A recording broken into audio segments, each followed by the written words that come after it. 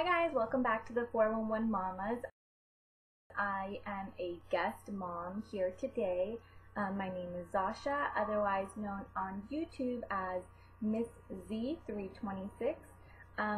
So my video is about things they don't tell you about after pregnancy.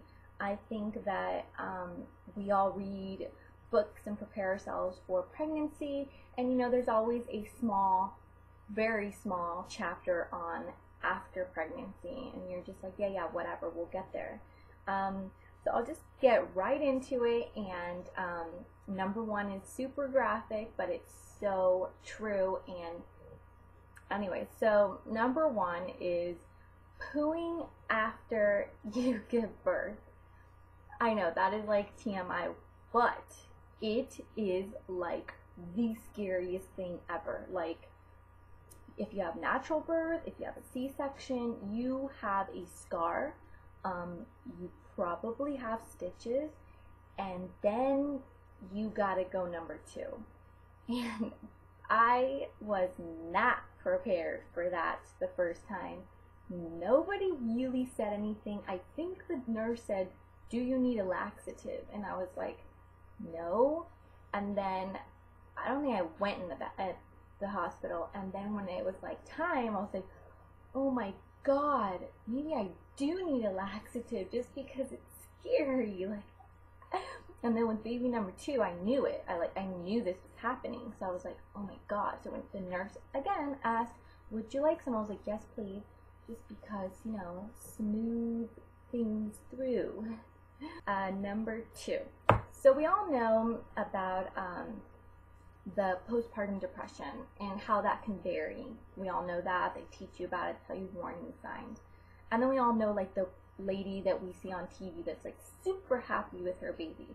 Okay, well, I feel like there's also like a blah. Like, just, you're not sad, you're not happy. You don't know if it's maybe the tiredness, of like lack of sleep. I feel like it has a lot to do with like your hormones just like going crazy, and then at one point they just stop, and like you feel nothing, like you're no longer that emotional new mom. You're just like, this happens around like 4 weeks, I feel, and you're just blah. Like, is baby alive? Good. Like, and I see it in new mothers' faces around 1 month.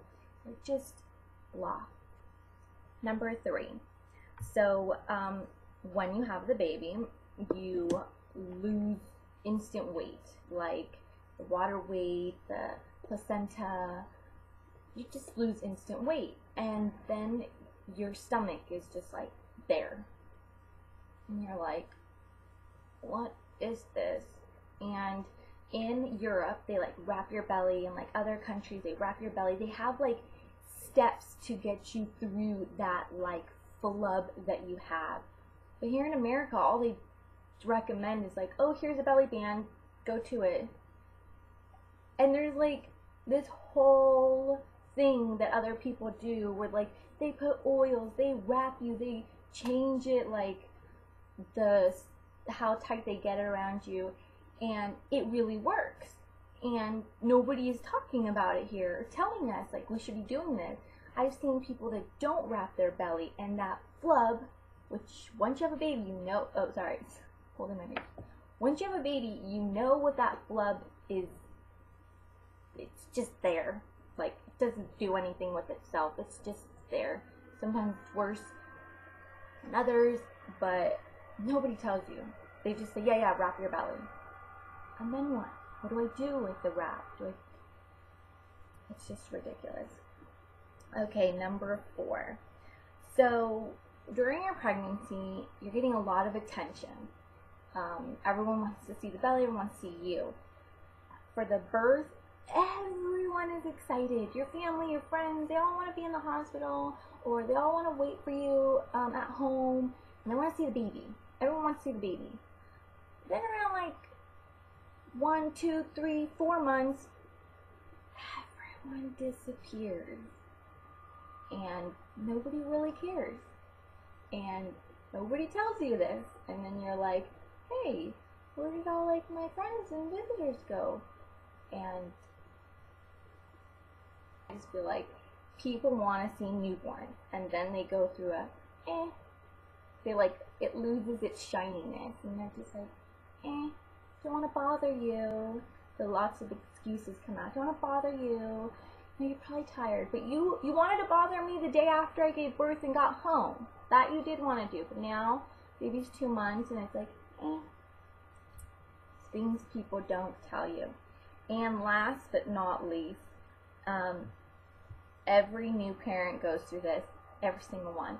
So right when you think that you can't push anymore with the staying up and feedings and diapers, and your child just doesn't want to go to bed, well, to sleep for the night, it's like you get into like robot mode, and everyone's like, oh, you'll just figure it out. And what they mean by that is you just get into robot mode, and you just get a schedule for yourself, and you just get into this zombie robot mode, and then they sleep for the night, and you're like, oh, I did it. Like, I get like an extra whatever hours of sleep. And nobody tells you that there is a storm like before the calming. Like, that zombie robot mode is like when you are at your bitter end of like, I'm done. I just shouldn't even sleep. I should just not fall asleep. Like, I should literally just stay up all night and wait, because it's gonna happen. And then there's a clearing, and you get space. And that's how we all survive our first, months with motherhood. I feel like these are things that people didn't really tell me. These are things I learned on my own. And let me know in the comments below if any of these sound familiar. Thank you for having me on your guys' channel. I hope you guys have a wonderful day. Bye.